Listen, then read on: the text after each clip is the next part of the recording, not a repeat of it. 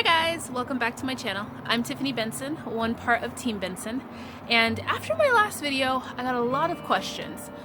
Actually, one big question where everybody just said, wait, you're growing peppers and tomatoes in the winter? And my idea and my thought process was, yeah, why wouldn't you grow tomatoes and peppers in the winter?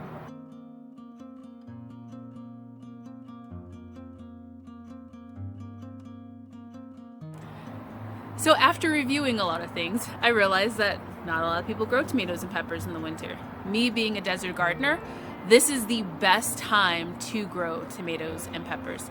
You get the full flavor of the tomatoes and the full flavor of the peppers. And if you have a sweet pepper, this will be the sweetest pepper you have ever eaten. And if you have a jalapeno, it'll actually taste like a jalapeno versus just searing off your face with its heat.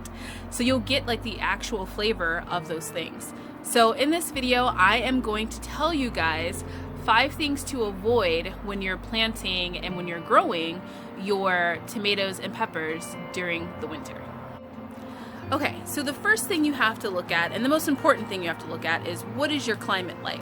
So if you are in, like, let's say Alaska, you're probably not going to be growing peppers and tomatoes outside in the winter. Now, could you do that in maybe a high tunnel or like something that's covered that keeps the heat in?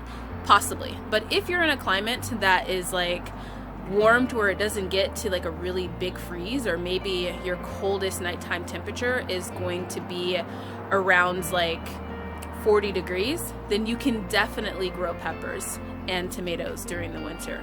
So that's the first thing you want to avoid is knowing your temperature and making sure that you are in the right temperature in order to grow those without any type of protection. Now, when the temperature does drop to the 30s, and you want to watch your weather channel to see what your nighttime temperatures are going to be like, because that's going to be the thing that gets you. During the day here in the summer or in the winter in the desert, we're going to be looking at temperatures like 70 degrees, maybe 80 degrees, at the coldest like 65 degrees, and that's going to be December, January. But at night, that's where it's going to get to like the 40s and maybe 30s, but that'll be later in like January, February. So that's when we would have to cover things.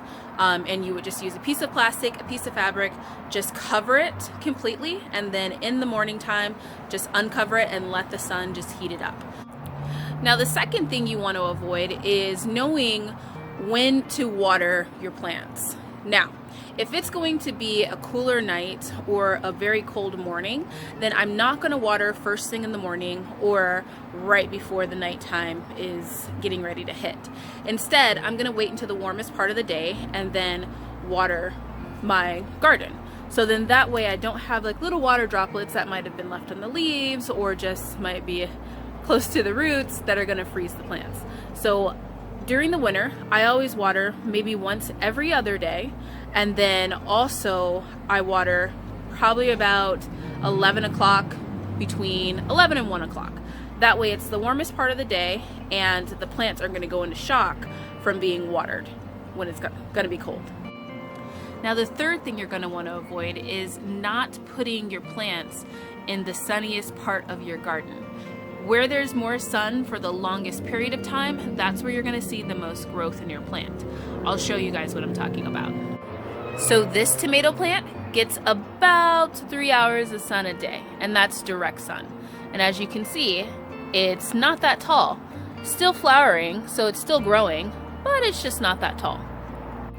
Now, this tomato plant, planted at the same exact time, but gets 8 hours of sun a day. So it's in a more direct location of sunlight in my garden, and therefore it is growing a lot faster. Same thing with that little guy over there. Still a lot faster than the one I just showed you guys. Now, tip number 4 is going to be really kind of directed towards peppers, and that is not planting your peppers close enough. Peppers like to touch, and they like to just feel kind of cozy and warm. By keeping your pepper plants together, it kind of helps with those windy winter days. I know we have a lot of them here in the desert where it's just like a cold gust of wind just coming and just ripping through things. By having the peppers planted closer together, it's going to help keep them upright, and then it's also going to kind of just help keep them warmer too as well. So I'll show you guys what I'm talking about. So as you can see, these pepper plants, which these are 2 per plant. Normally I would only plant 1, but I got these as starts, so they came together and I just left them together, but they are touching. So as they get bigger, they're going to get closer and closer together, and they're going to grow together. So by having them together and touching together, they're kind of keeping themselves up when it comes to windy days. Now the 5th thing you want to avoid is starting the plants outside at the wrong time. Now when I'm showing you guys my pepper plants and my tomato plants, these were starts that I put into the ground. Arizona has this awkward time of the year where it goes from blazing hot to like absolutely kind of chill and kind of cold. So it won't germinate seeds outside, but if I put them in there when it's blazing hot, it's going to burn up the seeds outside. So, or burn up the plants as they grow.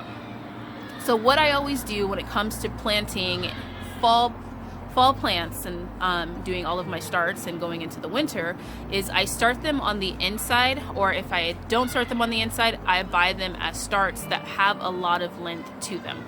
I don't want a fresh brand new start that only has like a couple of leaves.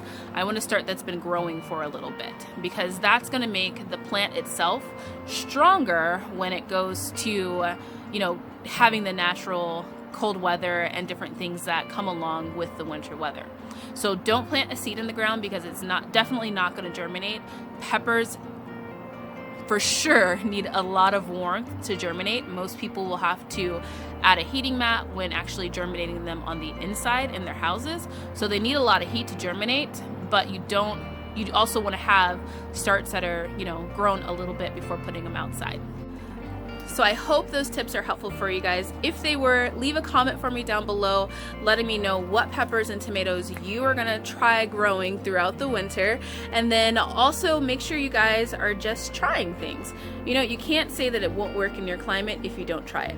I would have never known that peppers and tomatoes are the most amazing flavored peppers and tomatoes during the winter if I didn't try planting them. So until next time, grow yourselves a garden, because even a small space can provide you with tons of food.